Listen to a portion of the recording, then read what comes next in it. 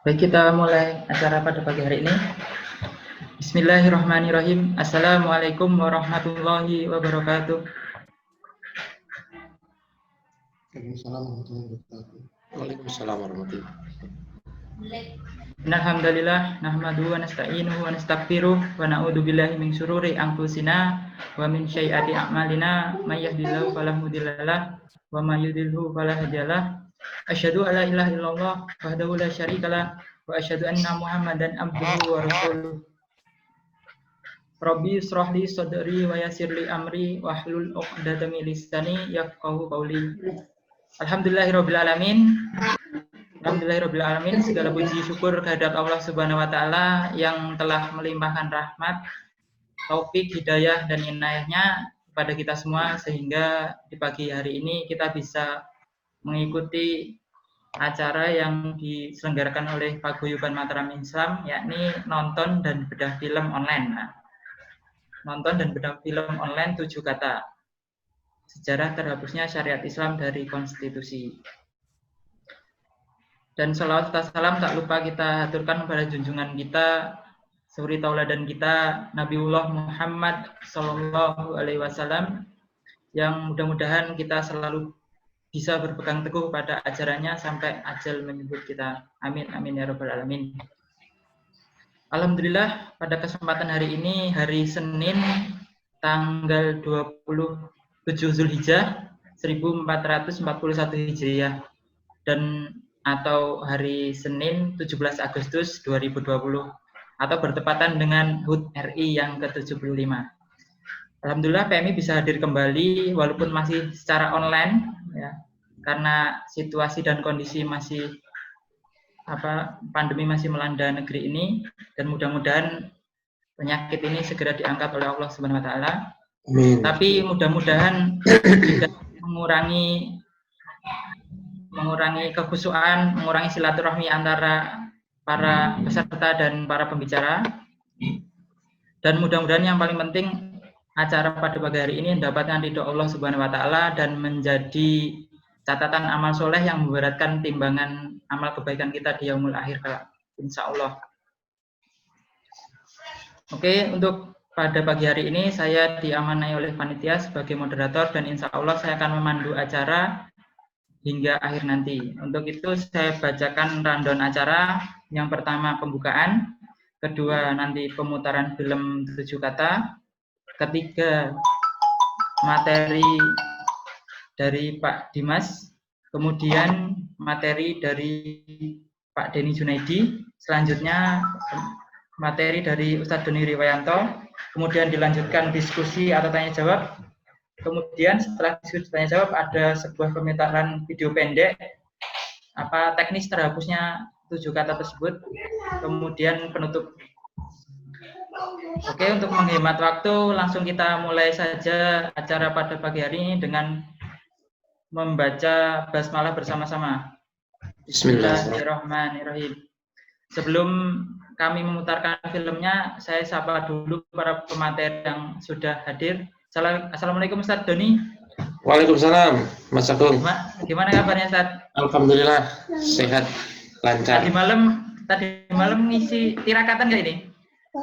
Tidak. Karena di Jogja belum boleh melaksanakan kegiatan apapun ya. Pak Dimas juga sudah bergabung bersama kita. Assalamualaikum Pak Dimas. Waalaikumsalam warahmatullahi wabarakatuh. Untuk pembicara yang terkeren ini biasanya datangnya emang paling akhir. Karena ya untuk menghemat waktu kita langsung saja memutarkan film 7 kata. Bagi para peserta monggo langsung disimak, dan nanti jika ada agak rendet atau seperti delay suaranya mohon dimaklumi karena bisa dari koneksi internet kami panitia atau koneksi internet para peserta. Jadi nggak bisa langsung saja kita putar filmnya ya.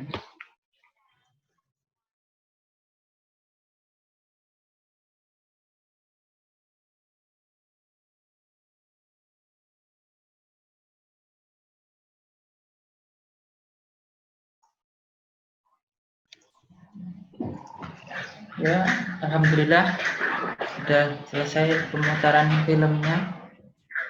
Lanjut ke acara selanjutnya. Untuk sebelum saya berikan waktu untuk Pak Dimas, kita ucapkan selamat datang dulu kepada Pak Denny. Assalamualaikum Pak Denny. Waalaikumsalam warahmatullahi wabarakatuh.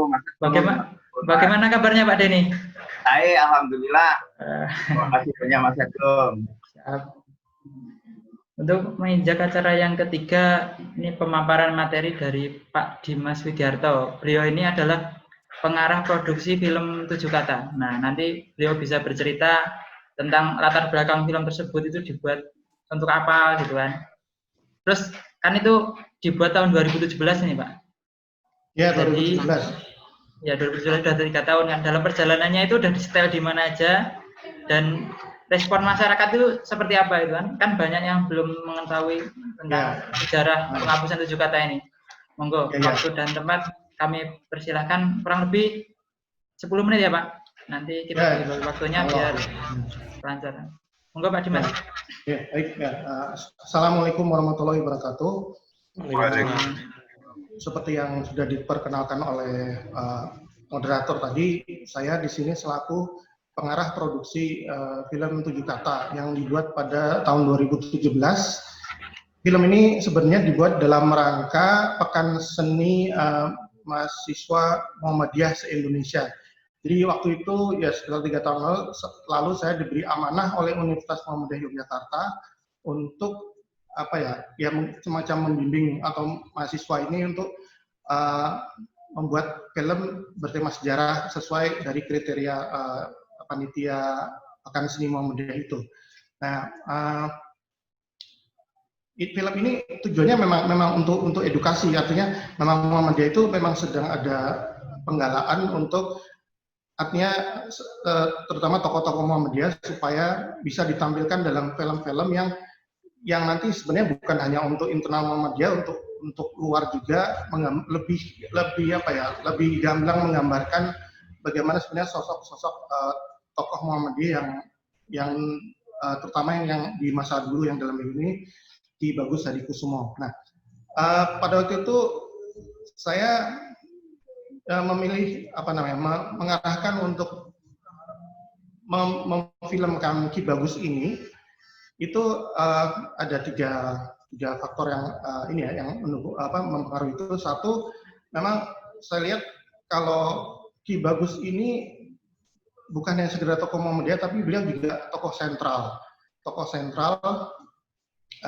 di dalam pembentukan negara Indonesia ini gitu. Jadi makanya dari itu Ki Bagus ini yang akhirnya diambil dengan tentang itu tadi ya, yang tadi selama sidang PPKI itu.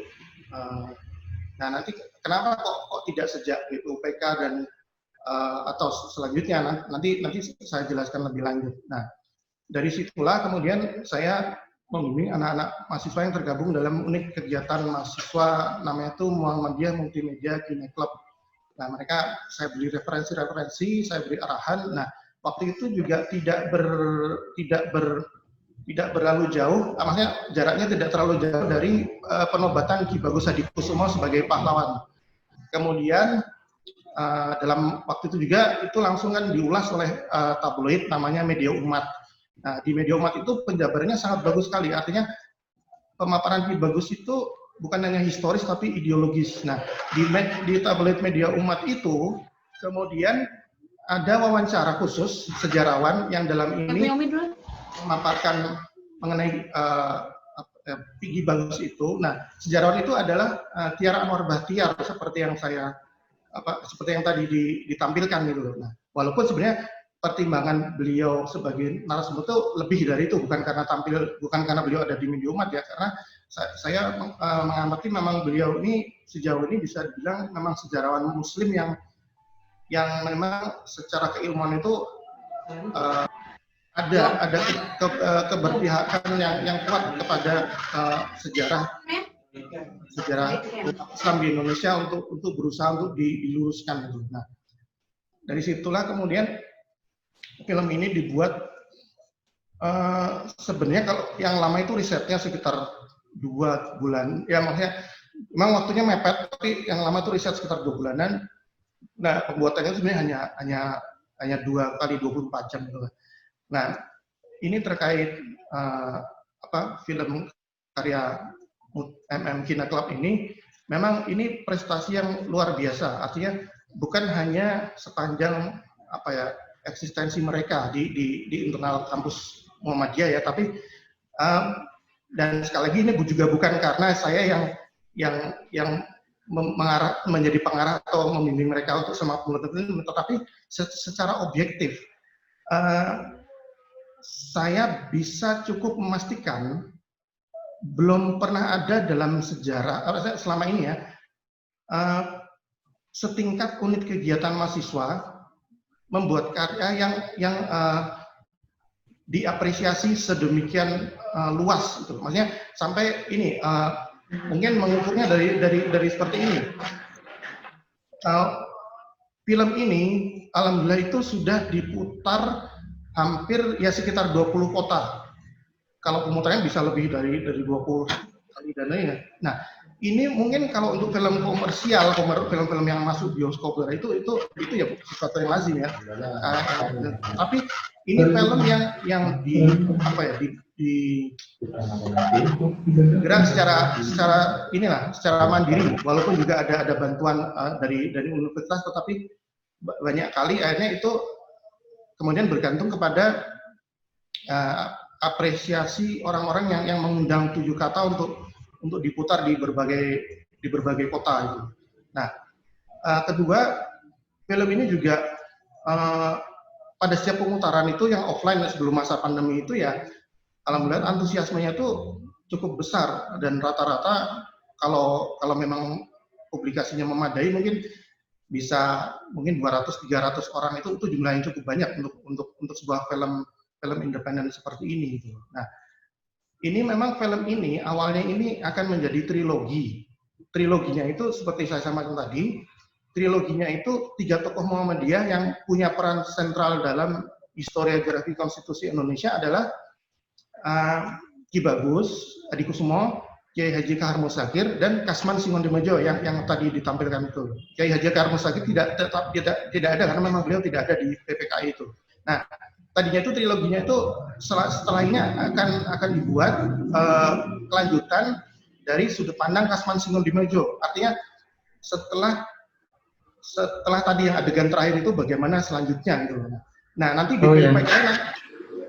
BPUPKI itu nanti dari sudut pandang Kiai Haji Kahar Muzakir. Yang ketiga itu kalau ditarik benang merahnya, itu karakter kemuhammadiyaan pada saat itu jelas sangat ideologis, itu kalau Islam gitu. Jadi mereka hanya tahu bernegara itu ya hanya berdasar Islam gitu. Bukan yang lain, bukan seperti itu. Nah, 1 menit lagi ya, Pak. Nah, nanti mungkin saya tambah lagi ya. Tapi dalam perjalanannya memang film ini juga dengan apresiasi dari umat Islam yang besar dan yang luar biasa itu, film ini ketika dipertontonkan itu yang menonton itu bisa dari remaja belasan tahun sampai yang veteran perang 70 tahun tuh semuanya jadi satu. Saya cukup terkesan ketika pemutaran di Jakarta pertama kali itu, sampai ada rekan seperjuangan Pak Kasman itu datang dan beliau cerita, dulu saya bagaimana beliau, terus di Bandung ada yang rekan hidup beliau itu dulu di masa Pak Muhammad Nasir seperti itu. Nah, tetapi bukan berarti tanpa kendala juga. 3 tahun ini kendalanya itu juga ya dari internal maupun eksternal. Yang eksternal itu sebagai contoh, waktu pemutaran pertama kali di Surakarta itu hampir diputar di tengah kota. Jadi itu momentumnya juga 17-an itu. Tadinya supaya ditonton sebanyak-banyaknya orang, tapi ternyata oleh pemerintah kotanya dilarang. Akhirnya pindah masuk ke masjid. Ya itu sudah jelas tendensinya. Kenapa? Karena film ini sebenarnya meluruskan sejarah. Ya kalau ada orang yang tidak melurus sejarah diluruskan, itu kita tahu arahnya kemana seperti itu. Kemudian ya ada juga yang sempat didatangi oleh aparat begitu, karena sebenarnya hanya karena subtitlenya tuh ada menulis syariat Islam seperti sekarang gitu loh, itu kan namanya ya. Itu mungkin itu tadi, itu ironisnya Indonesia ini 70 tahun setelah proklamasi itu yang dulu syariat Islam itu disuarakan oleh para pendiri negara dari kalangan Islam itu kok sekarang seperti jadi dicurigai gitu. Nah, film ini sebenarnya arti pentingnya adalah sebagai pelurusan sejarah, dan memang selayaknya film ini menjadi pencerahan bagi umat Islam khususnya di Indonesia, dan bisa harapannya adalah seluas-luasnya dan sebesar-besarnya bisa membangkitkan kesadaran umat Islam bahwa ada yang hilang dari memori kolektif keumatan. Jadi selama ini kita terutama seperti saya yang mengalami di generasi yang hidup di masa Orde Baru itu kan sejarah itu sangat kental dengan narasi dominan kebangsaan gitu loh. Sampai-sampai kita kehilangan ingatan keumatan. Artinya inilah seperti film 7 Kata dan yang seperti ini kan sangat bertolak belakang dengan narasi sejarah resmi pemerintah yang seperti itu. Tapi inilah faktanya, fakta yang akurat, yang kalau bisa diambil poin penting dua saja dari film ini. Satu, bahwa konsensus nasional itu yang tadi PPKI 18 itu tidak final. Ki Bagus bersedia menerima itu tadi, pencoretan itu, karena ada janji bahwa itu hanya sementara. Satu ya. Kedua, Ki Bagus itu sangat menantikan dikembalikannya syariat Islam dalam konstitusi. Jadi kalau ada yang bilang bahwa Ki Bagus sudah legowo dan bahkan merestui sudah ketuhanan yang Maha Esa saja, tidak, itu misalnya itu mungkin bahasa yang agak ekstrim, itu cenderung manipulasi sejarah. Ki Bagus justru tidak seperti itu. Beliau bahkan 2 bulan setelah peristiwa itu mendirikan Masyumi, jadi koordinator pendiri Masyumi di Yogyakarta, yang kemudian Masyumi itu 1 dekade kemudian memperjuangkan Islam sebagai dasar negara dan menolak Pancasila. Jadi itu yang perlu diluruskan, karena sekarang seperti ini kan keyakinan mitos-mitos final dan segala macam itu didengungkan, sebenarnya itu sangat ahistoris dan tidak sesuai fakta sejarah. Nah, ini sebagai tambahan, ini ya juga saya bagaimana film ini saya sendiri, makanya film ini saya memberi apresiasi kepada ini, mereka bisa memberi pencerahan sejarah, dan ini akhirnya ada seorang sejarawan yang membuat buku ini 7 Kata ini. Nah, ini ya. Ini namanya Bapak Nunu Hadiat Nunu Hadiat Hamidjaya. Ini beliau itu di Jawa Barat.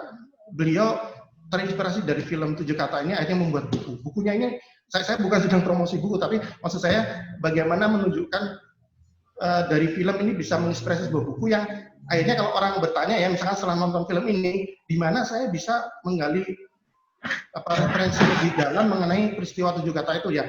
Siap. Nanti lanjut di diskusi ya Pak. Ini tadi minta 6 menit sudah habis ini. Pak Nunu itu ya. Baik, nanti insya Allah bisa kita lanjut ditanya jawab, kita lanjut ke narasumber berikutnya. Siap. Ya, terima kasih kepada Pak Dimas Widiarto ini sebagai pengarah produksi film 7 Kata. Di chat sudah banyak sekali yang bertanya apakah filmnya itu ada linknya atau sudah diupload di mana itu. Jadi untuk filmnya sendiri nanti kita nunggu uploadan dari Kain Club ya. Karena mereka yang produksi, jadi mereka yang akan mengupload nantinya, dan saya dapat kabar katanya tanggal 17 Agustus ini mau diupload di YouTube. Nanti kita tunggu saja. Untuk pembicara selanjutnya langsung saja ke Pak Denny Junaidi. Beliau ini adalah pakar estetika. Mungkin nanti bisa filmnya dari ranah estetika, dan peran film sebagai penyadaran terhadap urgensi sejarah terhadap masyarakat itu bagaimana kira-kira, nanti biar beliau yang jelaskan. Dan saya sepertinya tidak usah menjelaskan siapa beliau itu. Nanti kalau yang penasaran dengan beliau langsung dikunjungi saja channel YouTube-nya Painting Explorer Channel. Nah, itu udah menjelaskan siapa beliau. Begitu ya Pak Denny. Monggo Pak Denny, waktu dan tempat saya persilahkan. Sekitar 30 menit ya Pak. Jangan panjang-panjang, 30 menit saja. Ya, sudah panjang. Mas Agung. Oke, bismillahirrahmanirrahim. Assalamualaikum warahmatullahi wabarakatuh. Waalaikumsalam warahmatullahi wabarakatuh. Rekan-rekan semua di Paguyuban Mataram Islam dan yang menonton YouTube. Ada di YouTube nggak ini Mas? Di YouTube Mataram Islam ada ya? Oh, nanti ini belum live streaming Pak, tapi nanti ini akan di-upload di YouTube Paguyuban Mataram Islam. Oke, baik. Saya tidak akan banyak membahas sejarah. Nanti mungkin sejarah bisa dibahas oleh Ustadz Doni Riu ya. Saya akan melihat ini seperti yang disampaikan Mas Agung dari aspek seni dan estetika. Dan awal saya akan melihat ini sebagai suatu fenomena budaya. Film 7 Kata ini kita tempatkan dalam suatu fenomena budaya secara global. Karena film 7 Kata ini menarik ini, fenomenanya menarik. Kalau kita lihat akhir-akhir ini setelah film itu mati suri kan tahun 80-an kan booming film. Terus mulai ada DVD hingga sekitar 20 tahun itu kan film-film mati suri. Tapi setelah itu banyak bermunculan film-film termasuk yang indie. Nah, ini suatu fenomena yang perlu kita lihat dan kita tautkan dengan peradaban global secara luas. Nah, kalau kita lihat misalnya tahun-tahun 80-an era Orde Baru, film-filmnya itu kan rata-rata film horor dan film seks gitu. Kenapa saya tahu? Karena dulu saya sekolah itu kan lewat gedung bioskop itu, jauh kan posternya besar-besar itu, apa ranjang yang bergoyang dan macam-macam itu kan, tokonya Susana itu.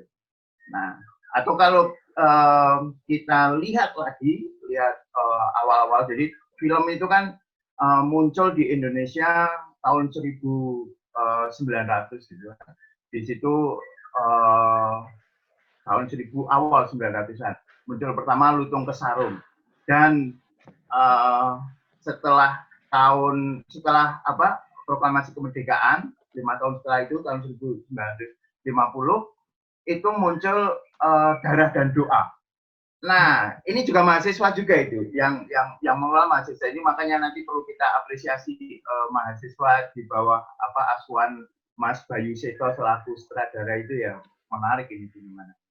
Nah, kalau kita lihat film itu terkait erat dengan suatu peradaban atau suatu konstelasi politik yang ada saat itu. Kalau kita lihat paling jelas kalau di Indonesia itu pada era Lekra. Lekra itu kan juga memproduksi film selain bentuk kesenian yang lain. Oh ya, mungkin saya perlu sampaikan juga. Background saya bukan film. Jadi nanti ada istilah-istilah teknis dalam film yang kurang tepat karena background saya bukan film. Background akademisi saya adalah seni rupa, seni murni, seni lukis. Mungkin saya mengambil bidang estetika yang itu bisa membahas seni secara luas. Hanya persoalan-persoalan teknis di dalam film mungkin nanti tidak tepat saya sampaikan. Oke, tetapi fenomena baik itu seni film, seni lukis, seni musik, seni sastra, seni drama itu nyaris sama bisa kita lihat sebagai suatu ekspresi budaya tertentu dan yang sedang ramai. Misalnya Lekra. Dulu Lekra kan menyuarakan nilai-nilai sosialisme, marxisme yang sempat saat itu juga cekcok juga kan dengan kelompok Mani Kebu itu kan, yang Mani Kebu ini lebih menyuarakan liberalisme, yang itu sampai FFI berhenti saat itu. Nah, ketika zaman Jepang juga mensensor film-film yang ada yang dibuat oleh orang Indonesia, orang Belanda dan orang China. Dulu kan ketika sebelum Jepang muncul kan awalnya film itu kan Belanda datang ke kaum elit, terus akhirnya orang-orang pribumi dikasih kesempatan untuk membuat. Setelah itu orang-orang China juga membuat, terus Jepang. Nah, Jepang ini juga merepresi film-film yang ada. Artinya film itu, kenapa film itu sangat sangat diperhitungkan? Karena film itu merupakan suatu karya seni yang memiliki potensi mempengaruhi massa sangat besar. Jadi dia bisa istilah saya menaturalisasi, membuat seakan-akan natural, membuat seakan-akan itu menjadi sesuatu yang biasa. Nah, saya langsung kasih contoh nih. Mohon maaf pembahasannya agak meloncat-loncat, tetapi nanti saya coba konstruksi ulang. Kita coba yang langsung yang sekarang ya, yang masa kontemporer ini. Nah, sekarang setelah Mati Suri itu muncul banyak sekali film-film dan banyak sekali film-film yang bernuansa nasionalisme. Nah, ini perlu kita beri catatan ini. Coba bedakan dengan film-film yang ada pada masa Orde Baru yang itu nuansanya seks dan horor, itu kan, beranak dalam kubur, malam pertama. Sekarang justru banyak mengangkat hal-hal sejarah, tokoh-tokoh penting, tetapi bagaimana memaknai atau menggambarkan tokoh ini. Saya misalnya melihat, saya itu ini termasuk, meskipun saya bukan bukan bidang saya, bukan film, dan saya karena aktivitas saya melukis itu panjang sehingga tidak bisa banyak mengamati banyak film, tetapi saya termasuk kalau ada waktu selalu tertarik untuk melihat film. Contoh misalnya, ketika saya naik pesawat dari Jogja ke Padang, itu yang saya pilih film dokumenter saat itu Kartini. Nah, seperti itu. Nah, saya pernah kali ini saya sempatkan nonton di gedung bioskop saat itu, yaitu film Sultan Agung. Nah, yang saya katakan naturalisasi itu begini. Di dalam film Sultan Agung, coba bayangkan, Sultan Agung itu kesultanan apa? Jelas kesultanan Islam. Iya kan, itu Sultan Agung itu kan kesultanan Islam yang bisa menggerakkan masyarakat Jawa di bawah kepemimpinan Sultan Agung melawan para penjajah penjajah Belanda yang ada di Batavia. Itu apa? Semangat apa? Tentu semangat jihad. Tetapi kalau kita melihat film Sultan Agung, di situ sama sekali nggak ada takbir, nggak ada pakai takbir ketika perang. Adanya, itu opo kan? Mesti ada Allahu Akbar gitu kan. Itu kan skip. Itu dihilangkan. Saya sempat bertanya-tanya, katanya memang ada unsur kesengajaan hal-hal seperti itu. Artinya apa? Ini kan naturalisasi kan. Naturalisasi artinya, coba bayangkan, generasi muda yang tidak pernah tahu tentang Sultan Agung, yang tidak pernah tahu tentang sejarah Sultan Agung, terus melihat film itu. Sekarang itu jarang yang mau baca buku, males itu. Paling banter kan dia lihat YouTube, lihat film, ya udah berarti seperti itu. Oh, film, berarti Sultan Agung ini kurang kan gitu kan. Nah, itu naturalisasi. Jadi persepsi penonton akan dibawa ke sana. Nah, sekarang untuk itu saya mengapresiasi film film 7 Kaca. Ini kan untuk siapa ya, kita selalu berpikiran bahwa film ini bagaimanapun dibuat oleh orang-orang yang tidak punya pemahaman yang utuh tentang sejarah, kan? Tidak punya pemahaman itu ya sejarah, sehingga film ini dapat memahamkan itu. Jadi apalagi ini kan mahasiswa UMY yang perlu kita apresiasi ya. Berarti mengulang semangat darah dan dosa dulu juga mahasiswa tahun 1950. Nah, ketika kita tahu segmen yang akan melihat ini adalah orang-orang yang tidak tahu tentang sejarah 7 Kata, dan pasti banyak yang nggak tahu sejarah 7 Kata, sejarah Piagam Jakarta itu kan secara detail kan banyak yang nggak tahu kan. Kenapa ya? Karena itu tidak masuk di dalam sejarah secara mainstream. Mainstream kan tidak mengajarkan itu. Malah sekarang yang akan dimainstreamkan kan apa Trisila, Ekasila itu kan kalau 7 kata nyaris tidak dibahas karena itu sensitif. Nah, ketika film ini muncul itu kan bagus juga. Dan ini akan menaturalisasi. Cuma, nah tadi kan bagaimana apa namanya respon saya secara melihat ini secara estetika dan harapan saya suatu saat nanti umat Islam ini memang memiliki film-film berkualitas.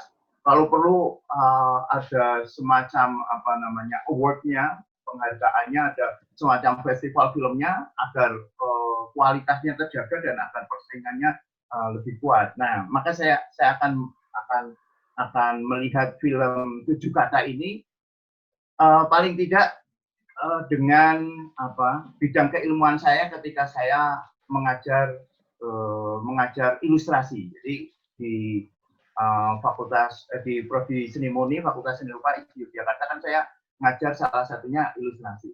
Nah, di dalam ilustrasi itu kan kita mesti bisa melihat momentum, memotret suatu adegan, scene-nya yang paling tepat itu mana. Contoh misalnya, ketika ada pembunuhan, itu kan kita bisa memilih mau ketika dibunuh berarti benar-benar ditusuk, atau setelah dibunuh berarti korbannya sudah tergeletak, atau ketika mau dibunuh gitu kan misalnya belatinya itu hampir kena, itu mana yang dipilih? Itu akan sangat mempengaruhi persepsi penonton. Nah, sekarang kita lihat yang 7 kata. 7 kata ini kan Ki Bagus sedang berdiskusi dengan Bung Hatta dan Ban Kasman dan Teuku Hasan dan sebagainya kan ada 4 orang itu dengan Ki Bagus. Nah, mungkin sutradara dan tim produksi ini menginginkan bagaimana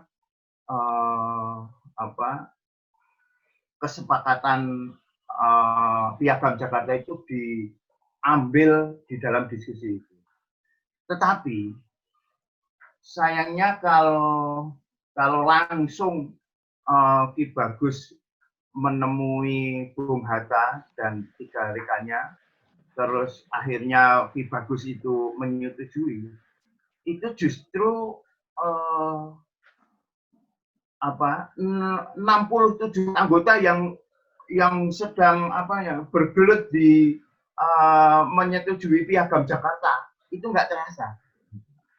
Jadi sebenarnya kalau itu dieksplorasi, wah itu benar-benar umat muslim itu benar-benar gawe 7 kata itu wis wangel tenan. Kuwi ora waton, ora mung Ki Bagus tok. Ora mung tidak hanya idenya Ki Bagus untuk memunculkan 7 kata itu, tetapi itu benar-benar pergulatan yang luar biasa. Tapi kon yo mak plekeni dikon menghapus oleh seorang officer Jepang. Wah itu kan, wah ini kalau dikontraskan, wah ini benar-benar luar biasa, terus dikontraskan dengan officer Jepang yang tidak diketahui namanya, yang dilupakan namanya, itu kan mak plekeni itu kan bisa lebih memperkuat persepsi penonton gitu kan. Nah, kalau kita lihat di dalam film ini, Ki Bagus seakan-akan kerja sendiri. Bahkan ketika Ki Bagus itu sholat dan membayangkan ketika dia berpidato, itu pidatonya kayak monolog gitu kan, kayak monolog. Jadi mestinya di situ banyak orang dengan macam-macam sehingga akan terkontraskan. Ini benar-benar kesepakatan, ini adalah suatu hasil yang dibuat oleh tidak begitu saja, tetapi dihancurkan atau dihapus hanya dengan kesepakatan. Nah, itu bisa dikomparasi ketika mendengarkan seorang officer Jepang. Kalau misalnya officer Jepang itu masuk pas pembahasan rapat BPUPKI yang kedua yang 10 Juli sampai 16 Juli. Lama kan itu 10 Juli sampai 16 Juli 6 hari itu kan, satu pekan satu minggu. Itu diskusinya kan ramai itu kan. Kok bisa dimentahkan? Nah, itu bagaimana lebih dieksplorasi. Itu. Terus kalau tapi sekali lagi saya sangat mengapresiasi karena ini suatu wujud ghiroh Islam lah, insya Allah, suatu wujud ghiroh Islam untuk menunjukkan perjuangan umat Islam paling enggak lewat film. Nah, sekarang yang saya janjikan tadi, melihat ini dalam fenomena. Mas, nanti kalau waktu saya habis tolong langsung di-cut saja ya, Mas ya. Oh iya, Pak, ini masih sekitar 8 menit. Oke, siap. Nah, ini sekarang saya kaitkan. Nah, sekarang kenapa banyak sekali film-film yang bernuansa nasional dan bernuansa sosialisme. Kita lihat kan ada film Senyap, ada Wiji Tukul dan sebagainya. Itu The Act of Killing itu, Pak ya? Itu banyak sekali kan sekarang muncul dan film-film bahkan si Sultan Agung yang dinasionalisasi seperti itu kan, padahal pada zaman Sultan Agung belum ada konsep nasionalisme yang muncul. Nah, tapi kenapa sekarang muncul seperti itu? Itu menandakan bahwa memang secara umum peradaban sedang mengalami hal itu. Gitu. Nah, sekarang kalau kita lihat terutama sejak berakhirnya Perang Dingin dan terutama sejak adanya WTC, Amerika itu benar-benar berkoar memusuhi umat Islam dan membuat narasi umat Islam adalah terorisme, dan itu berimbas ke negara mana-mana termasuk ke Indonesia, maka umat Islam terjadi seakan-akan, dan memang tidak seakan-akan, pembelahan konsep. Dan ini bisa kita lihat terutama dalam Pilpres kemarin kan, benar-benar terbelah itu kan, meskipun sekarang belahannya itu menggabung ke belahan yang lain gitu ya. Tetapi secara umum ada pembelahan konsep antara pendukung nasionalis sebagaimana yang digambarkan di sini dengan pendukung Islam. Nah, kalau sekarang ditambahi lagi, dulu juga pendukung sosialisme. Nah, kalau ini sekali lagi saya mengapresiasi ini bagus, cuma nah itu tadi kita perlu membuat semacam Dewan Film Islam misalnya, itu kan ada atau festival film Islam FFIS belum Islam itu nanti gambaran sedikit saya memberikan gambaran misalnya film itu ya ini karena mahasiswa bagaimanapun harus bisa masuk. Tapi saya seringkali ya tidak dimaklumi mahasiswa. Begini. Film itu kan bagaimanapun memberikan gambaran yang realistik kan, apa adanya. Kalau ini film dokumenter. Tetapi ketika ada satu tokoh, kalau nggak salah itu niatannya adalah Teguh Muhammad Hasan ya, pada menit ke-4 menit 33 detik, itu ngomongnya terlalu deformatif, kayak teatrikal. Sementara yang lain kan Bagus dan Muhammad Hatta kan natural. Itu kok ngono ya. Itu mungkin hal-hal seperti itu perlu kita diskusikan agar karya-karya ini niatannya apik, dan semoga kita memiliki karya-karya seni terutama dalam hal ini film yang lebih bagus.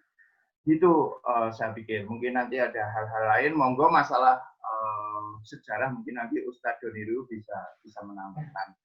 Yang perlu saya tekankan bahwa satu, ini adalah suatu fenomena budaya yang bisa untuk melihat fenomena budaya secara global.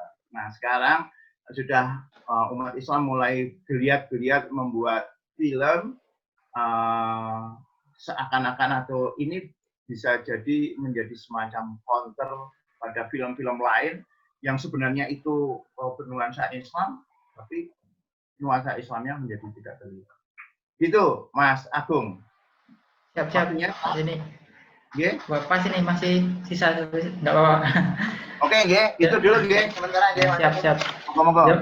Buat informasi juga, Pak Denny ini merupakan salah satu tokoh pendiri KHOT. Nah, itu seni Islami ya. Mungkin nanti KHOT yang mengadakan festival film Islam. Wah, mungkin seperti itu ya, Pak. Oh, oke, menarik. Dan mungkin kalau Pak Denny ini jadi sutradara, filmnya itu bisa kita bayangkan itu tadi bagaimana cara mengarahkan itu pasti sangat wah sekali. Nah, itu kalau yang penasaran itu bisa langsung ke channel YouTube-nya ya, Pak ya. Bagaimana Pak Denny membuat film pribadinya seperti itu.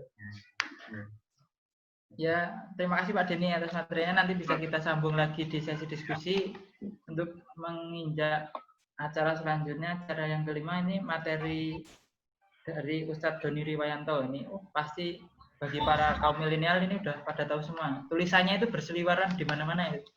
Yang tulisan ideologis nanti di bawahnya ada Doni Riw. Wah, itu Pak Ustadz Doni Riwayanto.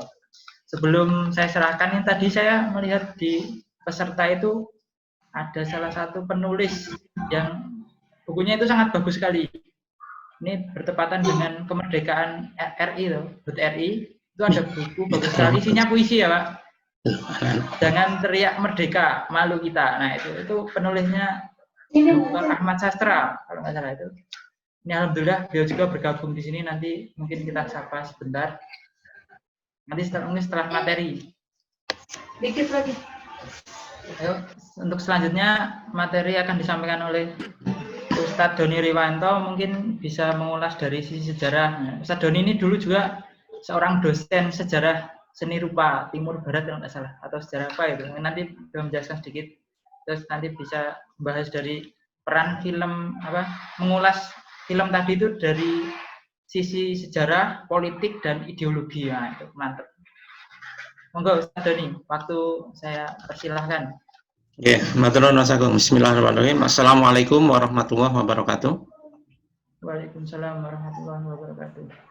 Innal hamdalillah nahmaduhu wa nasta'inuhu wa nastaghfiruh wa na'udzu billahi min syururi anfusina wa sayyiati a'malina may yahdihillahu fala mudhillalah wa man yudhlil fala hadiyalah. Asyhadu an la ilaha illallah wa asyhadu anna Muhammadan abduhu wa rasuluh. Allahumma shalli ala sayyidina Muhammad wa ala alihi wa ashabihi wa man tabi'ahum bi ihsani ila yaumil. Matur nuwun, terima kasih sekali sebelumnya telah memberi saya kesempatan untuk berbagi di sini di bedah film 7 kata ini. Langsung saja menyambung apa yang dikatakan Pak Denny tadi.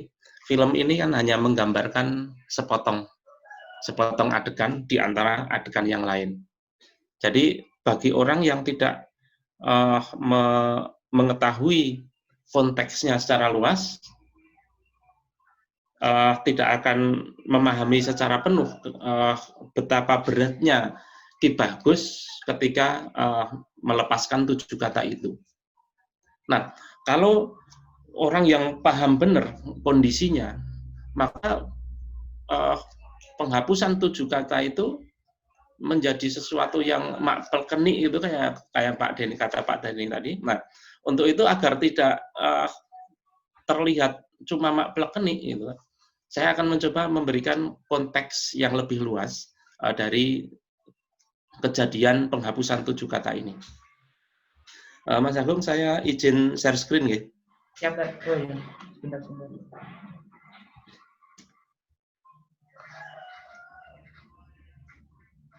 Bentar.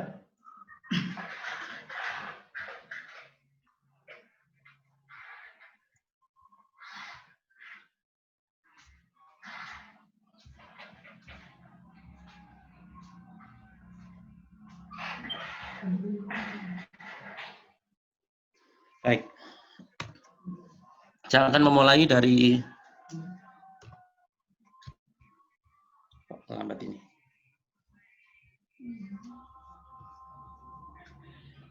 Oke, saya akan memulai dari tulisannya Clifford Gate tentang polarisasi masyarakat Jawa atau secara umum polarisasi masyarakat Nusantara. Di di mana Clifford Gate membagi masyarakat ini adalah santri, priayi, dan abangan. Kenapa bisa seperti itu? Nah, ini yang akan saya bahas. Dan apa hubungannya hal itu dengan 7 kata tadi? Insya Allah akan saya runtutkan bagaimana agar kita melihat penghapusan 7 kata itu tadi lebih konstruktif. Kenapa bisa terjadi seperti itu? Yang pertama gini, saya akan mengajak teman-teman untuk kembali ke masa sebelumnya, sebelum penjajah datang. Ini minta tolong di anak-anak ditenangin. Sebelum penjajah datang, ketika Wali Songo diperintah diutus untuk berdakwah di Nusantara, seperti sudah kita tahu, para wali itu meskipun beliau semua menggunakan uslub bermacam-macam, misalnya Maulana Malak Ibrahim menggunakan uslub pertanian, pengairan, Sunan Kalijogo menggunakan uslub wayang dan lain sebagainya. Tetapi semua ini pada intinya adalah semua itu ujung dari dakwah Wali Songo itu adalah mendirikan Kasultanan. Yang mana kita tahu nanti seluruh wilayah Nusantara ini terdapat kesultanan Islam yang berlanjut bahkan sampai Yogyakarta. Nah, di dalam konteks itu, kita minta tolong nggak, Mik? Ditekurkan.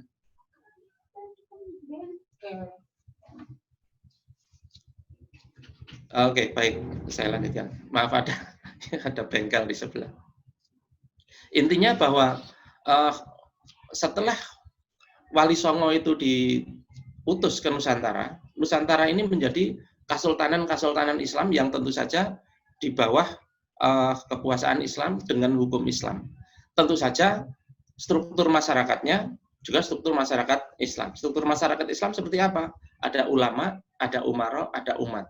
Misalnya di masa Demak, ulamanya para Wali Songo itu, umaronya itu Raden Patah misalnya, umat ya rakyat dan lain sebagainya. Dan itu jamak terjadi di sistem masyarakat Islam. Tetapi setelah Belanda datang, struktur masyarakatnya berubah. Bukan, ini masuk ke sini. Nah, ketika penjajah datang dengan misinya Gold Glory Gospel, maka penjajah itu mengubah struktur masyarakat yang ada di Nusantara. Seperti kita tahu, mereka membagi masyarakat menjadi Eropa, Asia asing, di mana ada China, Arab, India, dan lain sebagainya, kemudian inlander. Nah, ini yang sering kita pahami, pembagian stratifikasi masyarakat di Nusantara ketika masa kolonial. Ada 3 ini. Tetapi kalau kita lebih detail lagi, di tengah ini Asia asing, di tengah-tengah antara Eropa, Asia dan inlander ini ada satu strata lagi yang jarang disebutkan. Yang pertama apa? Ada inlander yang ikut penjajah. Tidak semua inlander dijajah. Ada inlander yang ikut menjadi penjajah, ikut menjadi tentara-tentaranya penjajah. Kita itu fakta sejarah yang tidak bisa kita singkirkan. Di level rendah ada inlander yang menjadi tentaranya penjajah. Nanti di level yang sedikit lebih tinggi ada kaum priayi yang menjadi pejabat-pejabat yang itu di bawah kendali penjajah. Nomor 2 ada inlander yang ikut agamanya penjajah. Tentu saja dengan glory gospel itu tadi. Nah, gospelnya ini adalah menjadikan rakyat yang dijajah ini beragama seperti agamanya penjajah. Dan faktanya nanti stratanya jadi seperti ini. Ada Eropa, ada Asia asing, ada inlander. Di antara itu ada pribumi yang beragama penjajah, ada pribumi priayi yang pegawai penjajah. Baru di bawahnya adalah inlander yang benar-benar tidak mau berkompromi dengan penjajah. Dan itu rata-rata adalah Muslim. Nah, dari sinilah nanti kita akan berkembang. Bagaimana pergolakan di pertarungan selanjutnya itu terpengaruh dengan strata ini. Nah, di dalam petanya Clifford Guard yang dikatakan santri, abangan, dan priayi, sebenarnya itu semua masuk. Contoh ya, dari kalangan santri. Kalangan santri itu adalah pribumi muslimin yang belajar Islam secara intens, yang tokoh-tokohnya nanti belajar ke pusat Islam, seperti misalnya pendiri Muhammadiyah, pendiri NU kan belajar di Arab secara langsung gitu kan, atau mereka yang belajar di sini, Masya Allah. Nggak apa-apa, masih dengar suaranya, masih dengar ya? Suaranya, masih dengar. Nah, kemudian ada kaum priayi, di mana kaum priayi itu adalah pribumi inlander yang bekerja sebagai pegawai Belanda, dan ada pribumi yang sudah ikut agamanya penjajah. Kemudian di tengah ada kaum abangan. Sebenarnya ini adalah di strata masyarakat Islam itu adalah masyarakat Muslim yang awam, yang belum terislamkan secara penuh. Nah, ini di masa penjajah, kaum awam ini didorong untuk menuju ke kepercayaannya yang lama. Nah, kurang lebih seperti itu. Ini untuk mengimbangi. Dan nanti pertempurannya itu sebenarnya di sini tidak hanya penjajah dengan pribumi, tetapi penjajah bersama pribumi yang ikut mendukung penjajah dan pribumi yang tidak mendukung penjajah. Nah, petanya seperti ini. Nah, perkembangannya nanti pada masa politik etis ketika Belanda membuat kebijakan pendidikan untuk pribumi, kemudian irigasi, kemudian transmigrasi dan lain sebagainya. Nah, ini nanti akan turut memperkuat perbedaan ideologis di antara masyarakat yang sudah terpolarisasi ini. Pertama, yang santri nanti naik haji, belajar di sana, kemudian membawa ilmunya, pulang dan mendirikan pesantren dan mendidik umatnya dengan ilmunya itu. Yang abangan diarahkan kepada kemaksiatan kesirikan masa lampau, kemudian priayi seperti kita ketahui di masa politik balas budi mendapatkan pendidikan dari penjajah. Bahkan banyak yang sampai mendapatkan beasiswa sampai ke Belanda. Itu sejarah yang tidak bisa dihapus. Nah, dari sinilah kita mengetahui, kita melihat bahwa peta pertentangan, perbedaan itu muncul sejak ini. Ketika masyarakat itu masih di bawah Kesultanan Islam, itu masih Islam secara keseluruhan. Nah, ketika datang penjajah, kemudian penjajah memberikan pendidikan kepada pribumi, ini sudah mulai beda antara ideologinya santri dengan ideologinya priayi, ini menjadi berbeda. Ideologi priayi didapat dari mana? Didapat dari pendidikan oleh Belanda. Nah, ini kemudian nanti berlanjut ketika masa revolusi. Nah, ini kita sudah mulai memasuki konteks 7 kata tadi, di mana sebelum penghapusan 7 kata itu kan ada rapat BPUPKI yang mana kaum santri yang dari syarikat Islam yang nanti kemudian di dalamnya ada Nahdlatul Ulama, ada Muhammadiyah, ada Persis dan lain sebagainya. Kemudian ada kaum priayi yang sudah dididik oleh Belanda tadi, yang mendirikan Budi Utomo, kemudian nanti membuat gerakan-gerakan nasional itu, yang ini nanti bertabrakan di masa BPUPKI. Nanti kalangan santri ini memperjuangkan syariat Islam untuk dasar negara, sementara kaum priayi yang dididik penjajah ini, dia menentang itu, menentang penggunaan Islam sebagai dasar negara. Nah, ini petanya di dalam sidang BPUPKI. Masumi, di dalamnya ada NU, ada Muhammadiyah, ada PSI, dan 52.000 surat perwakilan umat Islam seluruh wilayah. Ini yang dikatakan Pak Denny tadi, bahwa di belakang Ki Bagus Hadikusumo itu beliau tidak sendiri. beliau mempertahankan 7 kata itu tidak sendiri, karena di belakangnya itu ada Muhammadiyah, ada NU, ada PSI, Partai Syarikat Islam, ada 52.000 surat perwakilan umat Islam seluruh wilayah yang mengatakan kami menghendaki syariat Islam dan lain sebagainya. Dan sebenarnya itu yang diperjuangkan Ki Bagus. Kenapa Ki Bagus menjadi sangat keberatan ketika 7 kata itu dicoret? Karena itu bukan kepentingan Ki Bagus. Itu kepentingan umat secara bersama. Ki Bagus hanya mewakili sebagai ujung tombak dari umat Islam saja. Di mana waktu itu sebenarnya ujung tombaknya ketika panitia 9 itu ada Ki Bagus dari Muhammadiyah, ada Kiai Haji Wahid Hasyim dari NU. Cuma pas pencoretan 7 kata itu, Kiai Wahid Hasyim udah pulang. Yang menghadapi cuma Ki Bagus. Ki Bagus menghadapi Hatta. Nah, ini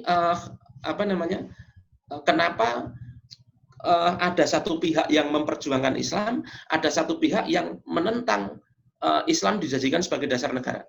Dan kita harus jujur melihat sejarah bahwa yang memperjuangkan Islam itu kaum Muslim, kaum santri yang sejak zaman Diponegoro bahkan sejak sebelumnya itu berjuang melawan penjajah. Dan kaum priayi yang dididik oleh Belanda, inilah nanti yang menjadi pelopor untuk menghalangi penerapan syariat Islam. Ini sejarah mengatakan seperti ini.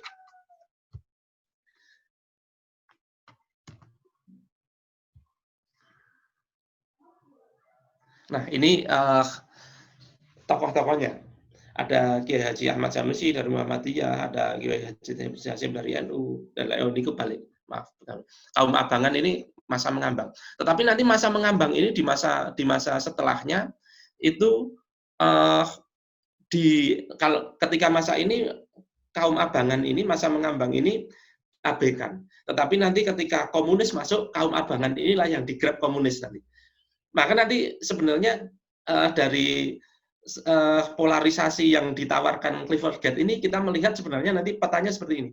Ini peta ideologis ini, santri abangan priayi ini. Santri ini nanti menjadi ideologi Islam, abangan itu di masa 65 itu menjadi komunis, priayi ini di masa berikutnya menjadi kapitalis. Ini menarik sekali sebenarnya. Nah, kemudian tiba saatnya pada masa pencoretan itu. Nah, dan yang kita lihat di film itu adalah bagian ini, di mana ketika di sidang BPU PKI itu sudah mentok, dari kalangan Islam menghendaki agar negara ini didasarkan pada Islam, kemudian merupakan didikan Belanda itu menghendaki negara yang sekuler, yang memisahkan agama dari negara, dan itu berbenturan di sidang BPU PKI, dan itu tidak ada jalan keluar. Sampai akhirnya mereka membentuk Panitia 9. Panitia 9 di dalamnya juga sama, ada wakil dari Islam, ada wakil dari nasional, ada wakil dari Kristen.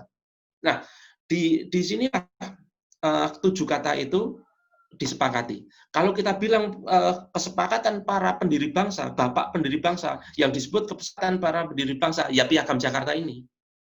Ini benar-benar kesepakatannya. Karena begini, sebenarnya Ki Bagus Hadikusumo itu sebelumnya itu menghendaki begini, negara berdasarkan syariat Islam selesai. Tetapi di dalam Panitia 9 ini kan ada tambahannya. Ketuhanan menjalankan syariat Islam bagi pemeluk-pemeluknya kan gitu kan. Kalau bagi Ki Bagus Hadikusumo sendiri sebenarnya nggak perlu bagi pemeluk-pemeluknya ini. Maksudnya negara berdasarkan syariat Islam selesai. Loh, kenapa kok bisa seperti itu? Maksudnya seperti ini. Kalau masalah ibadah, silahkan ibadah masing-masing ya. Tetapi kalau kemudian syariat Islam itu hanya bagi pemeluk-pemeluknya, misalnya kemudian ada terjadi pembunuhan, kemudian di dalam syariat Islam itu dilakukan kisos, maksud yang dikisos cuma umat Islam saja, sementara yang non-Islam kan tidak kan gitu. Tetapi karena kompromi tadi, akhirnya muncul 7 kata ini. Negara berdasarkan kepada ketuhanan dengan kewajiban menjalankan syariat Islam bagi pemeluk-pemeluknya. Dan ini sudah merupakan sebuah kesepakatan, udah mundur. Dan Ki Bagus itu sebenarnya, Ki Bagus kan tidak masuk di dalam Panitia 9 ini. Dan dia sebenarnya keberatan dengan kalimat ini. Tapi ya wis lah, karena itu kesepakatan para pendiri bangsa. Tetapi seperti yang kita lihat di film tadi, kemudian, nah ini menarik lagi. Kemudian ketika proklamasi, sebenarnya yang harus dibaca teks untuk proklamasi itu ya teks Piagam Jakarta itu harusnya. Nah, namanya proklamasi itu kan kami menyatakan bahwa kami mendirikan negara yang berdasarkan seperti ini, yang seperti ini, yang seperti ini. Namanya mendirikan negara kan seperti itu. Harus jelas negaranya seperti ini, dasarnya seperti ini. Dan itu sudah tertuang di dalam Piagam Jakarta. Tetapi persoalannya, kenapa Piagam Jakarta tidak dibacakan? Ini kan menjadi masalah. Kenapa justru malah bikin teks sendiri? Ini kan berarti sudah ada semacam persiapan bahwa Piagam Jakarta ini tidak menjadi teks proklamasi. Kalau kan teks proklamasi ini kan dibacakan sebelum pencoretan 7 kata. Kan? Coba kalau Piagam Jakarta itu benar-benar dibaca dan sudah menjadi proklamasi, kan sudah selesai itu. Nah, persoalannya kenapa membuat teks proklamasi baru? Nah, dan akhirnya apa? Piagam Jakarta tidak dibacakan dan malam harinya 7 katanya dicoret seperti yang kita lihat di film, di mana yang mencoret adalah Hatta sendirian dan konon ini merupakan bisikan dari officer Jepang yang dia sendiri tidak tahu namanya, gitu kan? Ini kan konyol sekali.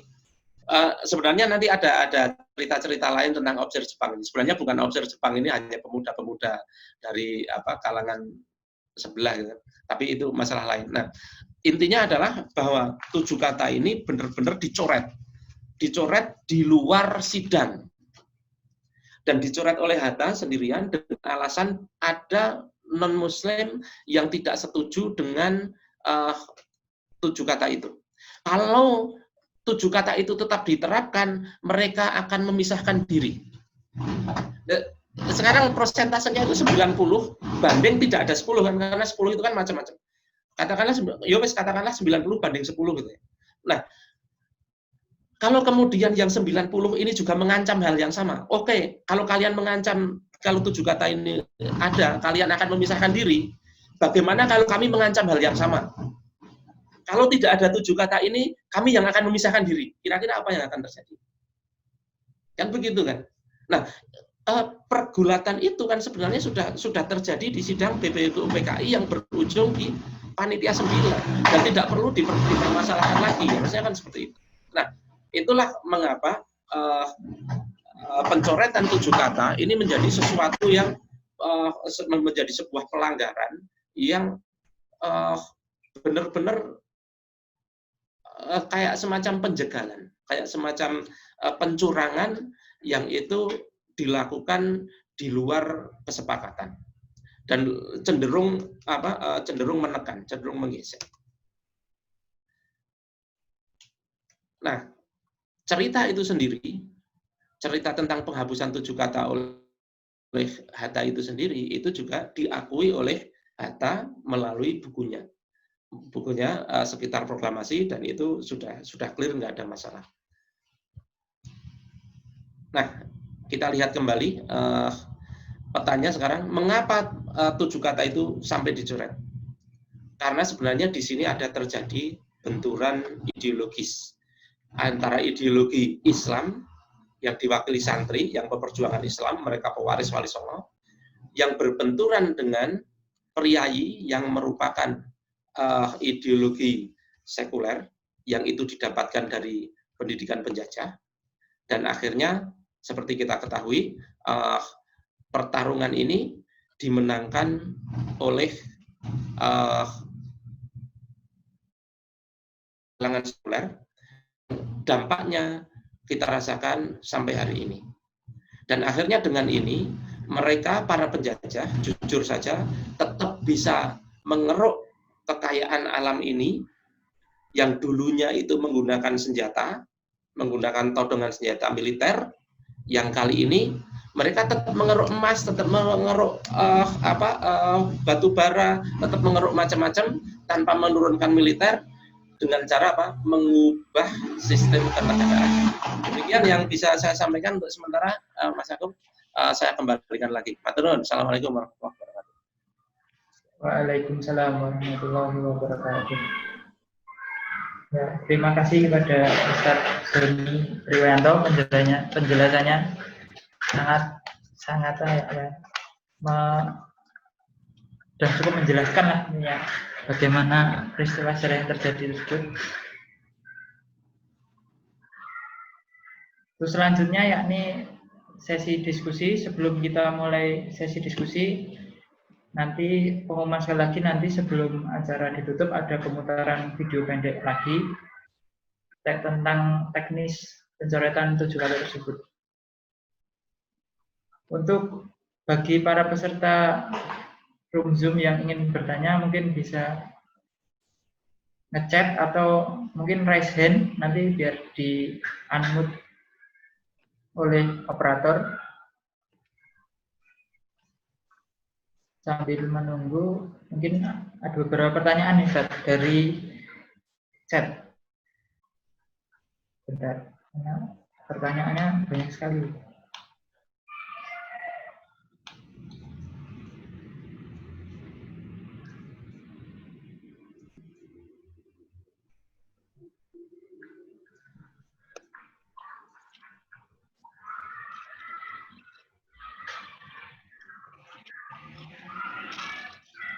Nah, ini ada pertanyaan dari Reza Suseno.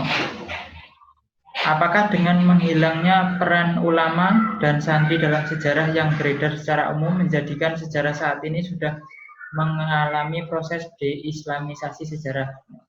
Ini monggo kita jawab, mungkin Ustaz Doni, Pak Dimas, atau Pak Denny bisa menjawab. Monggo siapa yang mau menjawab? Mungkin Ustaz Denny, saya nanti mungkin di bagian yang berkaitan film aja. Oke. Penghilangan penghilangan Apakah, nama. ini saya bacakan sekali lagi, Pak.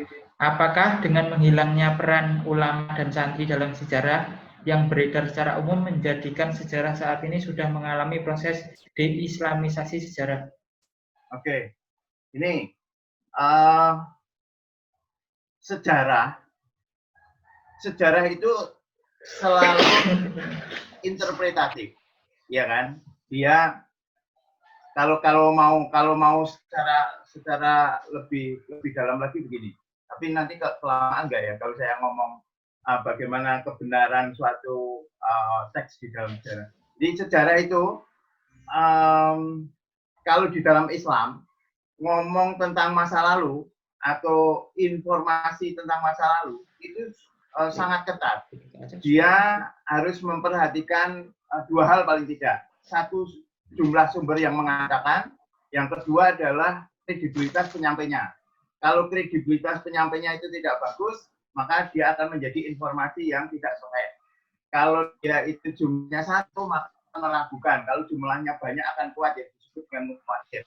Nah, itu hanya di dalam Islam. Kalau kita melihat sejarah-sejarah yang lain, termasuk sejarah di Barat, kalau kita misalnya kita membicarakan filsuf-filsuf Yunani, itu jalurnya cuma satu dan itu usianya sudah sekitar beratus-ratus tahun. Misalnya filosof Prasokrates yang dibicarakan oleh Plato itu hanya satu jalur dan itu tidak punya verifikasi seperti itu.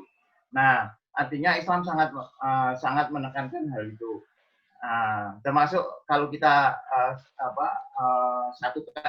kita kaitkan dengan masalah masalah obser Jepang tadi, itu wis ora jelas yang ngomong, nggak jelas yang ngomong, dan jalurnya ahad satu. Wah, ini kan jelas nggak valid itu kan. Nah, sekarang tentang peran ulama yang disingkirkan. Nah, sekarang kan tinggal sejarah ini ditulis oleh siapa dan bagaimana ideologi si penulis sejarah.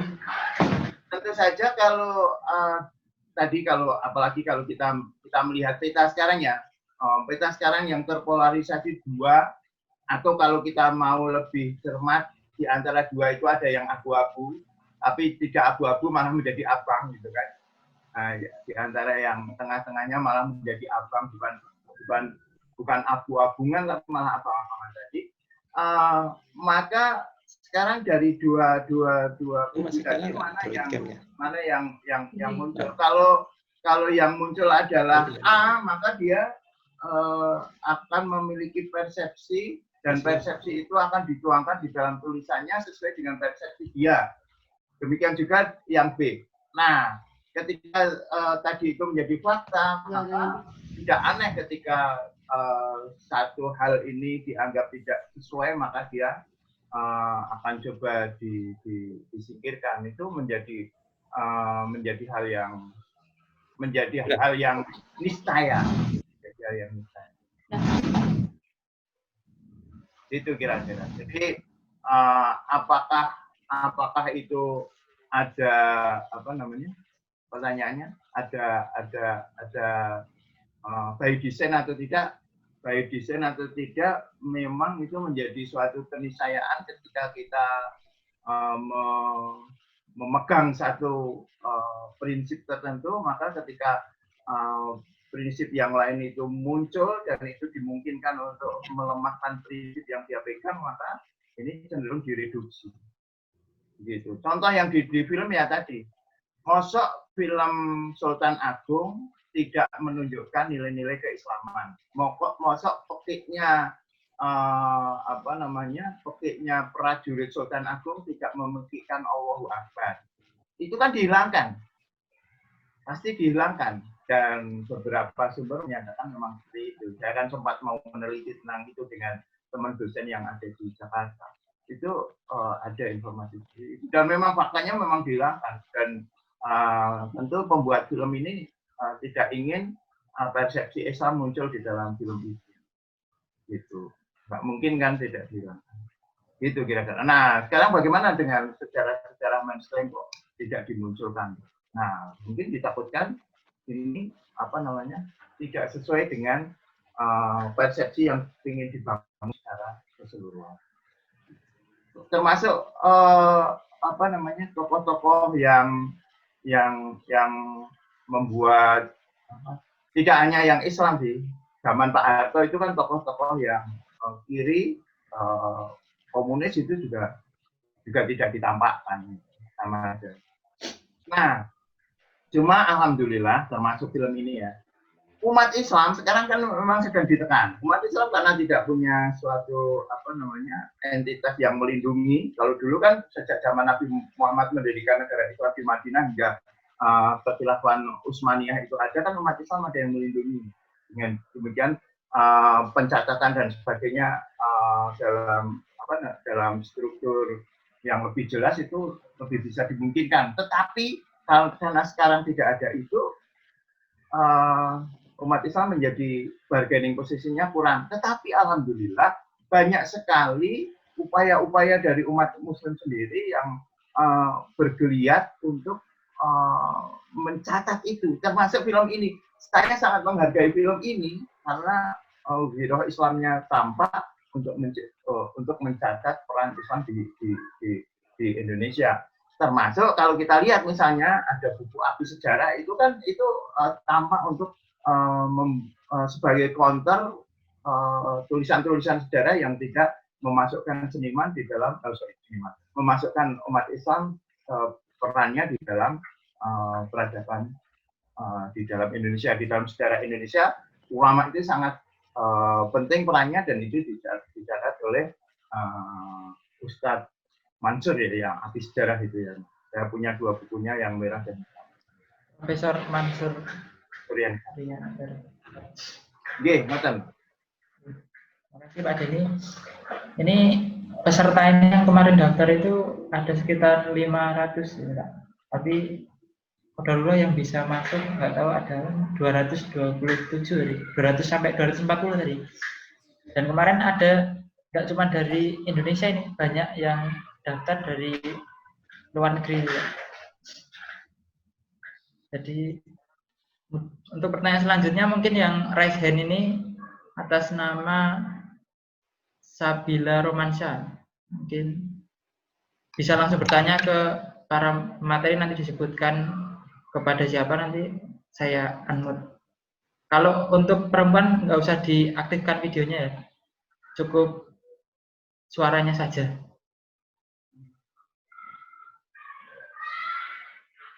Monggo. Saudara Sabilah Romansyah atau Bapak Faruk Hidayatullah. Saya Ustadz Faruk Hidayatullah. Oh ya. Ustadz. Monggo. Mau Ya, bertanya terima kepada siapa atau ketiga-tiganya juga nggak apa-apa? Iya, Ustadz, terima kasih. Assalamualaikum warahmatullahi wabarakatuh. Waalaikumsalam. Salam kenal dan salam ukhuwah dari Pulau Garam, Madura, Ustadz. Masya Allah, Dari Sumeneb. Ya. Terima kasih atas waktunya. Jadi yang ingin kami tanyakan, tadi disampaikan secara khusus oleh pemateri pertama tentang bahwasanya memang Kiai Haji Wahid Hasyim memang terlibat dalam panitia yang pertama itu PPKI apa BPUPKI Ustaz ya? BPUPK, panitia 9. BPUPKI ya, panitia 9. Tetapi ketika dalam masa-masa kritis ya, kaitannya dengan datangnya informasi kepada Bung Hatta tentang putusan dari Opsir Jepang, itu memang Kiai Haji Wahid Hasyim meninggalkan Jakarta. Begitu tadi Ustaz ya? Meninggalkan Jakarta, sehingga praktis hanya ada dari Islam ada hanya Ki Bagus Hadikusumo yang memang secara fight melawan narasi yang disampaikan oleh Bung Hatta. Jadi yang ingin kami tanyakan, apakah memang ada Ustadz referensi-referensi primer dan valid berkaitan dengan memang pada waktu-waktu itu Kiai Haji Wahid Hasyim meninggalkan Jakarta,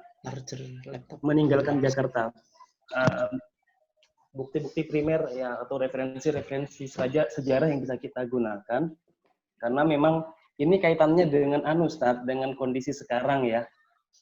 Oleh sebagian pihak, dari sebagian saudara-saudara kita di ormas tertentu yang paling nyaring teriak harga mati itu Ustadz, karena menganggap bahwasanya para pendahulunya ya, para kiainya dalam hal ini Kiai Haji Wahid Hasyim itu benar-benar memang terlibat langsung dalam perumusan negeri ini sehingga sampai sekarang terbentuknya Pancasila, terbentuknya UUD 45 dan lain sebagainya. Padahal kalau tadi dikorelasikan dengan yang tadi Ustaz tanyakan, ternyata Kiai Haji Wahid Hasyim meninggalkan Jakarta, dan beliau tentunya ketika meninggalkan Jakarta kan tidak ikut tahu-menau nih secara praktis, secara fakta tentang penghapusan 7 kata itu, Ustaz. Bisa ditangkap, Ustaz ya? Terima kasih. Assalamualaikum warahmatullahi wabarakatuh. Waalaikumsalam warahmatullahi wabarakatuh.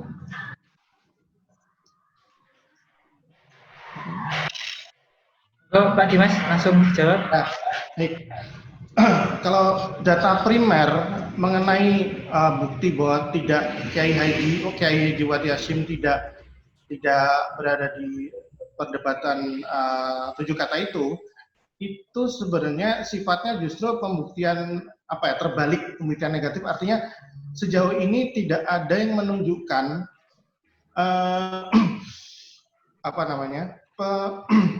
dialog atau interaksi beliau tercatat dalam semacam notulensi yang formal di depan sidang maupun di lobi-lobi seperti yang dituliskan yang terjadi tadi itu. Jadi bahwa memang ada orang-orang sering menyimpulkan bahwa Kiai Hasyim ada, tetapi tidak sejauh ini saya sendiri belum pernah menemukan ada bukti otentik bahwa Kiai Haji Wahid Hasyim terlibat dalam tadi seperti yang interaksi, yang debat antara Ki Bagus, Hatta dan segala macam. Nah, kemudian kedua, ini dengan ini dengan logika ini juga, logika historiografi itu masalah bagaimana sikap sesungguhnya Kiai Haji Wahid Hasyim terhadap syariat Islam itu ya. Satu, beliau sendiri di dalam itu sama Indonesia berdasar Islam. Bahkan ada yang kalimat beliau yang sangat kuat itu bahwa kalau mau pembelaan yang kuat dari warga negara terhadap negara itu ya dasarnya agama. Jadi karena beliau yakin kalau orang itu bernegara dengan dasar agama, maka pembelaannya itu akan istilahnya rela mati lah, ya seperti itu. Kemudian kalaupun ada Kiai Haji Hashim di situasi lobi-lobi PPK seperti itu, dengan sikap beliau yang keras juga pada sidang BPPK, itu bisa dikatakan mustahil tidak ada penolakan atau perlawanan dari beliau. Jadi mustahil itu tidak ada, dan kalaupun ada pasti tercatat. Dengan tidak ada, itu yang disimpulkan bahwa memang tidak ada kehadiran Kiai Haji Hashim di situ. Bahwa mungkin ada yang tertulis ya berserakan seperti itu juga itu patut diragukan. Kemudian sekarang juga ada yang ini cukup ini ya mungkin diviralkan, tapi ini juga secara historis ini patut diragukan, yang masalah Kiai Haji Hashim melapor, kemudian Kiai Haji Hashim Asy'ari sholat tahajud atau akhirnya merelakan Indonesia tidak ada syariat Islamnya, seperti itu kira-kira. Ini bisa dibantah dengan logika historis saja. 2 bulan setelah PPK itu, Kiai Haji Hashim Asy'ari juga itu termasuk formatur pendiri Masyumi. Masyumi inilah yang sesuai janji tadi itu mereka akan berjuang supaya syariat Islam masuk konstitusi. Jadi tidak masuk akal ketika beliau pada sekitar interval PPK itu sudah final lah, katakanlah udah nggak usah syariat Islam, tapi kemudian beliau ikut mendirikan Masyumi, yang Masyumi itu juga nanti seperti saya katakan nanti kemudian walaupun akhirnya ada ini ya pisah dengan NU, tapi di konstituante itu bersatu menyerukan dasar negara Islam gitu loh.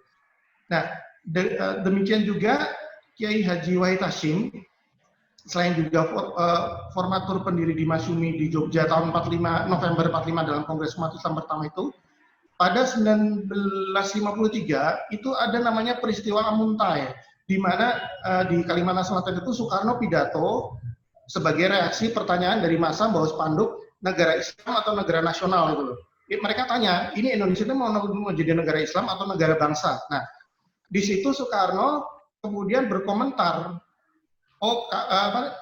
kalau Indonesia jadi negara Islam nanti bisa terpecah belah, nanti Irian nggak mau waktu itu namanya Irian ya, belum Papua, nanti Irian nggak mau gabung. Nah, ini memancing reaksi keras organisasi Islam termasuk NU yang memprotes pernyataan Soekarno ini. Nah, termasuk surat resmi dari Kiai Haji Hashim itu tertulis dengan jelas bahwa beliau sampai menghukumi ucapan Soekarno itu dengan mungkar gitu loh. Bahwa seorang Muslim mengatakan kalau pemerintahan Islam itu akan membuat terpecah belah itu merupakan perkataan yang mungkar dan wajib ditolak, wajib diingkari gitu loh. Itu artinya beliau kan memang aspirasinya tetap negara berdasar Islam. Nah, qadarullah beliau itu tidak lama wafat, kemudian Ki Bagus juga 1954 wafat. Akhirnya di Konstituante itu dua tokoh yang paling keras selama BPUPK itu tidak ada lagi di situ, dan terwakili lewat tokoh-tokoh Masyumi termasuk Kasman, Hamka dan Natsir segala macam itu. Jadi memang untuk menyimpulkan suatu narasi sejarah itu memang tidak bisa hanya dari satu interview, itu harus dari saya mungkin mengungkapkan bahwa yang penting dipahami dari sejarah ada trilogi historiografi konstitusi. Jadi antara BPUPK, PPKI dan konstituante itu satu dan diantaranya adalah satu kesatuan yang tidak bisa hanya mengambil kesimpulan dari salah satu itu. Ya, terima kasih. Ya, terima kasih pada Ustaz Dimas. Pertanyaan selanjutnya ini ada chat.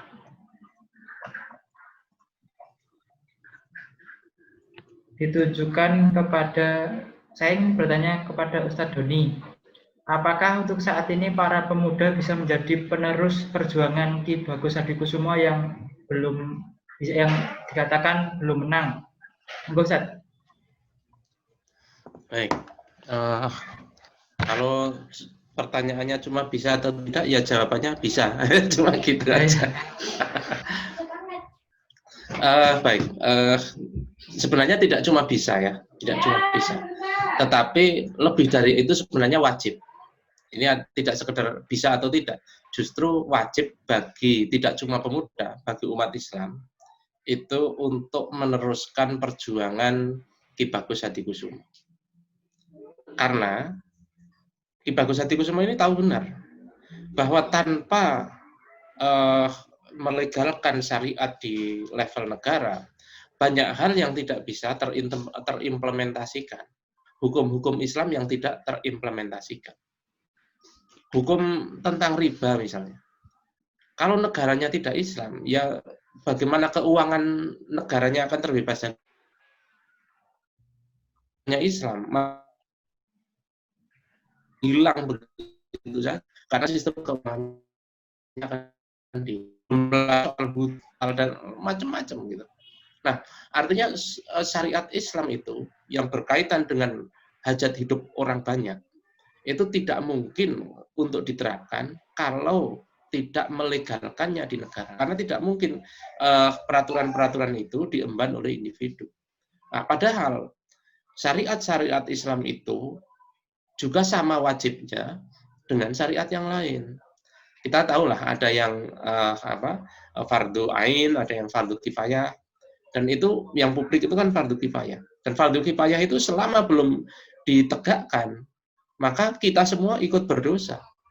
Maka kalau kita kemudian yang fardu kifayah itu belum ditegakkan, dan kita kemudian diam saja, maka kan kita berdosa. Artinya apa? Sebenarnya kalau kita itu wajib untuk tidak diam. Nah, itu permasalahannya. Jadi jawabannya apakah bisa? Ya bukan cuma bisa, justru wajib untuk meneruskan perjuangan Ki Bagus. Demikian Mas Agung.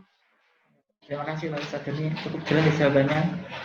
Karena waktunya yang sudah hampir habis, ini langsung kita putarkan video selanjutnya sebelum materi ditutup.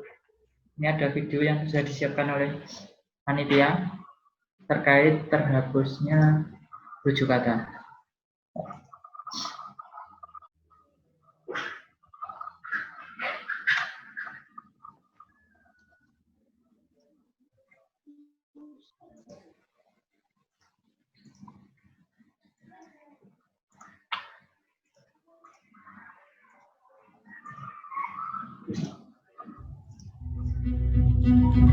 Tragedi terhapusnya 7 kata. Ki Bagus Hadikusumo kecam kalangan nasionalis atas penghapusan syariat Islam dalam Piagam Jakarta. Ki Bagus adalah tokoh utama Islam di tragedi Piagam Jakarta yang kerap keliru ditafsirkan dalam sejarah, seolah-olah ia rela syariat Islam hilang dari konstitusi.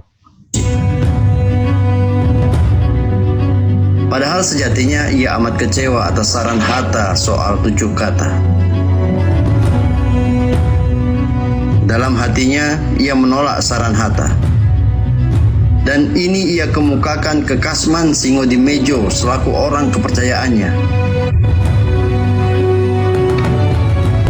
Karena tak mau dituduh menyemai perpecahan, Ki Bagus terpaksa setuju penghapusan 7 kata untuk sementara.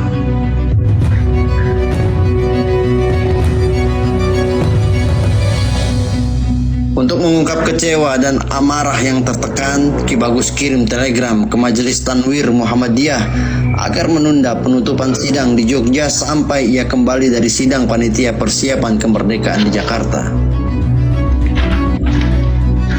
Ketika sudah berhadapan dengan sidang Majelis Tanwir, Ki Bagus pun mengemukakan rasa kecewanya tentang kejadian penghapusan 7 kata mengenai kewajiban menjalankan syariat Islam dalam pengesahan Undang-Undang Dasar 1945.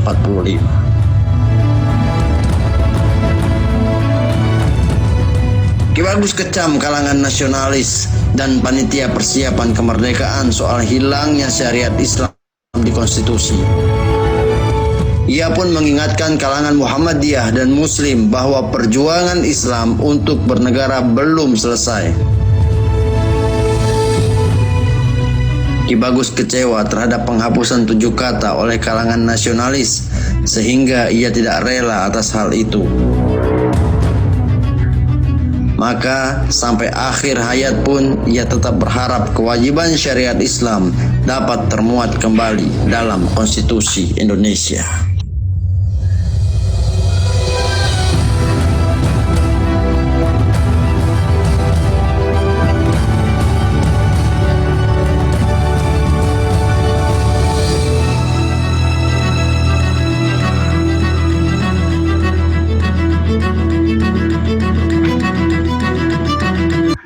Demikian videonya. Ya, sebelum kita akhiri acara ini, monggo bagi para pemateri untuk memberikan closing statement-nya, dimulai dari Pak Dimas, nanti langsung selanjutnya Pak Denny Junaidi, lalu Ustadz Doni Riwanto dulu. Ya. Sesuai urutannya tadi, Pak Dimas, Pak Denny, terus kemudian Ustadz Doni. Jangan panjang-panjang ya Pak, karena waktunya sudah habis. Ya, baik. Singkat saja, itu tadi barusan saya apresiasi video produksi dari Paguyuban Mataram Islam yang itu berusaha mengilustrasikan apa yang terjadi setelah tragedi 7 kata Jakarta, Ki Bagus kembali ke Jogja. Nah, semoga itu bisa mendukung juga bahwa Ki Bagus itu rela itu dihapus karena sementara, dan beliau tidak rela syariat Islam terhapus selamanya dan masih berharap kembali. Nah, kedua, dakwah meluruskan sejarah ini bukan tanpa halangan. Akan sangat mungkin ada fitnah, ada segala penentangan, ya bisa dibungkus dengan segala macam lah, soal dari ideologi sampai soal teknis segala macam. Tapi dakwah meluruskan sejarah ini walaupun diterpa fitnah segala macam, itu yang orang-orang yang tidak rela sejarah terungkap dan akhirnya ingin ini hanya bisa diakses oleh kalangan tertentu saja dan tidak ingin terungkap secara luas, itu ya tetap umat Islam harus gigih menghadapinya. Jadi ukhuwah Islamnya itu harus kita jaga untuk melawan fitnah-fitnah baik dari luar maupun dari dalam Islam itu sendiri. Ya, sekian. Terima kasih Pak Dimas. Monggo Pak Denny Junaidi. Oke, terima kasih Mas Agung. Sebenarnya ini ada pertanyaan yang menarik. Saya tadi lihat pertanyaan ada yang terkait dengan bendera, karena penelitian saya terkait dengan bendera, tapi mohon maaf saya tidak bisa menjawab karena ini closing statement. Saya akan mencoba mencari yang paling penting. Saya melihat sekarang umat Islam bergelora. Ya kan, kita lihat 212 dan sebagainya. Ada gelora kebangkitan umat Islam, termasuk di Eropa, di Amerika itu banyak sekali. Nah, semoga geloranya umat Islam yang ini juga dibarengi dengan gelora pembuatan film-film yang Islami, seperti sebelumnya misalnya kita melihat adanya Alif Lam Mim dan sebagainya, itu kan sudah mulai ada gelora pembuatan film Islami.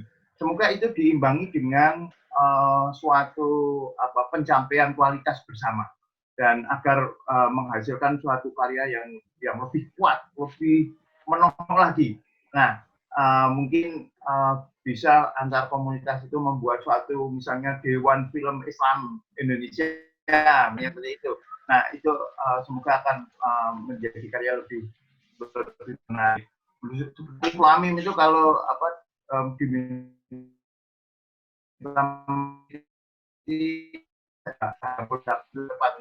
statement. Nah, intinya ini saya menyambut baik film ini, apalagi ini oleh mahasiswa, dan semoga film ini menginspirasi film-film Islami yang lain, yang di sana juga menginspirasi ada Dewan Film Islami yang pembuatan film juga mempertimbangkan selain aspek kebenaran, aspek sejarah, juga aspek fikih Islam. Nah, fikih film itu gimana? Fikih peran itu bagaimana? Nah, siapa tahu dengan ini nanti muncul suatu karya-karya hebat dari seniman-seniman, dari sinias muslim. Terima kasih, dan saya sekali lagi mohon maaf. Saya tutup dengan Assalamualaikum warahmatullahi wabarakatuh. Waalaikumsalam warahmatullahi wabarakatuh. Terima kasih pada Bapak Denny Junaidi.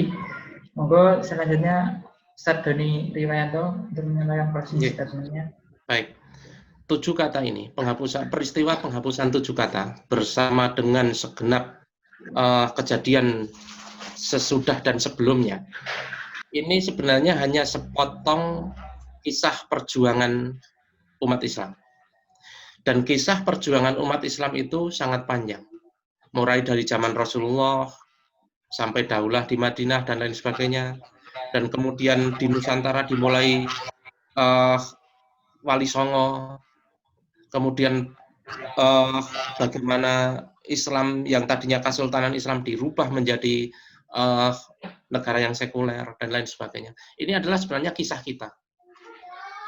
Kisah kehidupan kita bersama yang sangat panjang. Itu bukan kisah yang terpisah dari kita. Mulai dari Rasulullah sampai semuanya termasuk 7 kata, termasuk kita hari ini adalah sebuah kisah yang bersambung, yang tidak terpisah satu dengan yang lain. Artinya apa yang terjadi masa lalu itu juga berpengaruh terhadap apa yang kita rasakan hari ini. 7 kata itu, penghapusan 7 kata itu berimbas pada kita sampai hari ini. Dan ini cerita sangat panjang. Bagaimana negara sekuler itu bisa didirikan, itu buah dari sekularisasi yang dilakukan penjajah melalui politik balas budinya. Tetapi yang tersekularisasi waktu itu baru, kalau kita kembali ke abangan santri dan priayi, yang tersekularisasi baru kalangan priayi. Nanti sampai 1959 seperti dikatakan Mas Dimas tadi, sampai sidang konstituante, bahkan sampai 65, itu umat Islam itu masih bergelora tetap memperjuangkan Islam. Apapun itu, mau NU, mau Muhammadiyah, semuanya. Baru ketika masuk masa Soeharto, bahkan awal-awal masa Soeharto, NU itu masih menjadi oposisi. Belum menerima sepenuhnya konstitusi yang dibicarakan itu. Baru menerima itu ketika ditekan melalui asas tunggal, dan itu baru terjadi tahun 1984. Artinya ada gelombang sekularisasi kedua, yang ini sangat dahsyat. Gelombang sekularisasi pertama itu mensekulerkan kalangan